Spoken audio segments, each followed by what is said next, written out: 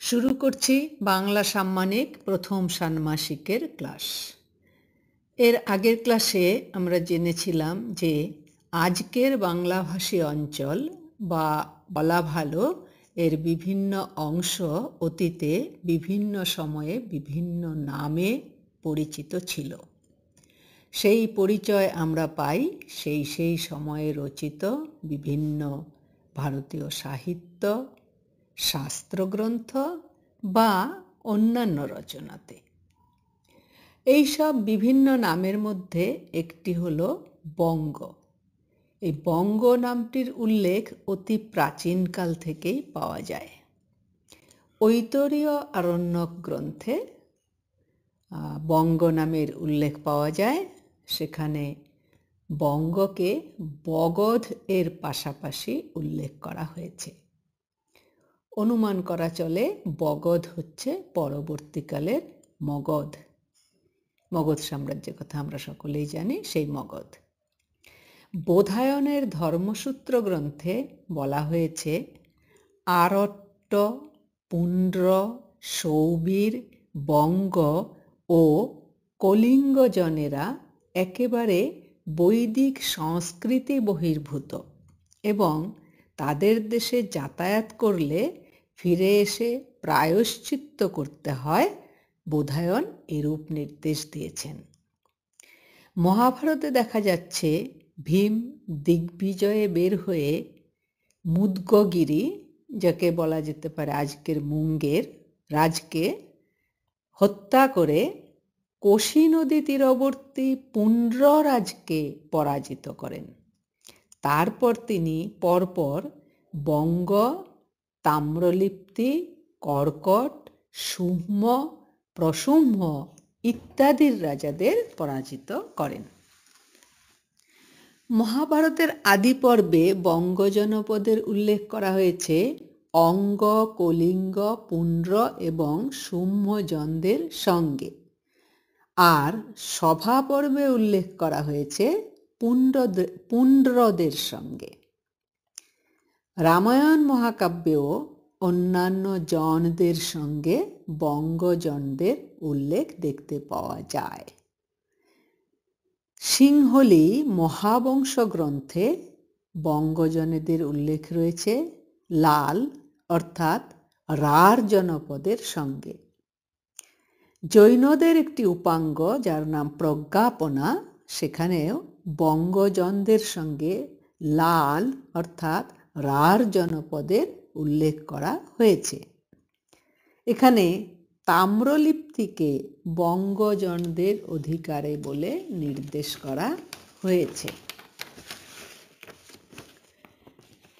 বঙ্গের উল্লেখ আমরা পাই গুন্টুর জেলার নাগার্জুনীকুণ্ড শিলালিপিতে, যেটি তৃতীয় শতকের শিলালিপি বলে মনে করা হয়। চতুর্থ শতকের রাজা চন্দ্রের মেহেরৌলি স্তম্ভলিপিতে এবং সপ্তম শতকের বাতাপির চালুক্যরাজ পুলকেশীর মহাকূট স্তম্ভলিপিতেও পাওয়া যায়, কিন্তু এদের একটিতেও বঙ্গের অবস্থিতি নির্দেশ পাওয়া যায় না। মহাকবি কালিদাসের রঘুবংশ কাব্যে রঘুর দিগ্বিজয় প্রসঙ্গে শুম্ভ এবং বঙ্গজয়ের উল্লেখ আছে।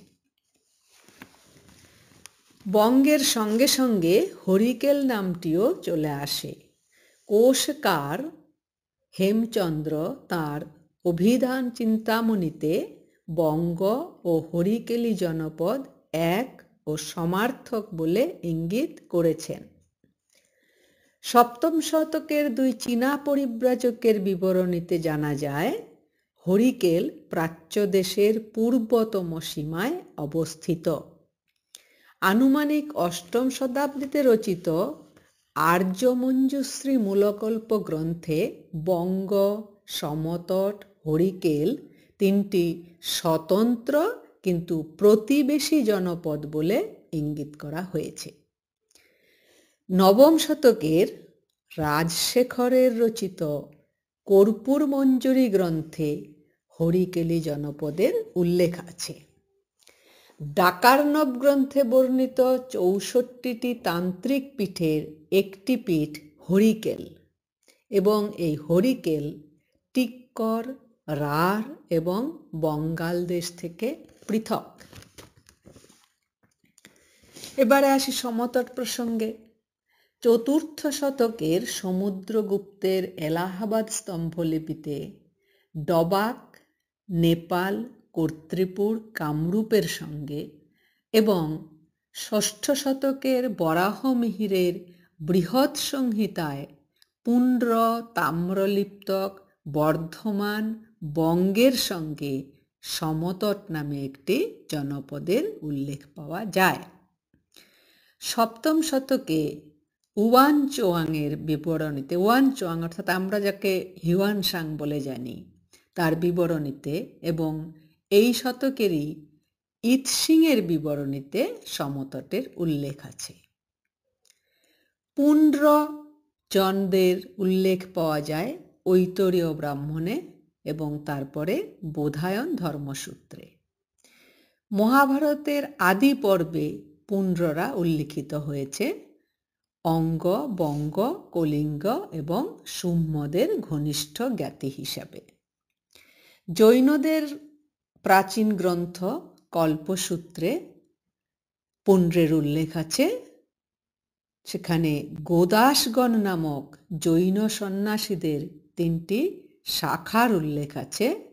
সে শাখা 3টি হল তাম্রলিপ্তি শাখা, কোটিবর্ষ শাখা এবং পুণ্ড্রবর্ধন শাখা। হিউয়েনসাংয়ের বিবরণীতে পুণ্ড্রবর্ধনের উল্লেখ পাওয়া যায়। এই অঞ্চল বিভিন্ন সময়ে পৌণ্ড্রভুক্তি বা পৌণ্ড্রবর্ধন ভুক্তি নামেও পরিচিত ছিল। পুণ্ড্রবর্ধন অঞ্চলের অংশ হিসাবে বরেন্দ্র বা বরেন্দ্রী নামটিও বিশেষ প্রসিদ্ধি লাভ করেছিল। কবি সন্ধ্যাকর নন্দী তাঁর রামচরিত কাব্যে বরেন্দ্রীকে পাল রাজাদের জনক ভূ অর্থাৎ পিতৃভূমি বলে উল্লেখ করেছেন এবং গঙ্গা করতোয়ার মধ্যে এর অবস্থান নির্দেশ করেছেন। প্রাচীন জৈন গ্রন্থ আয়ারাঙ্গ বা আচারাঙ্গ সূত্রে রাঢ়া জনপদের উল্লেখ পাই আমরা। রাজশেখরের কর্পূর মঞ্জুরি গ্রন্থে রাঢ়া জনপদের সৌন্দর্যের উল্লেখ আছে হলায়ুধের অভিধান গ্রন্থেও।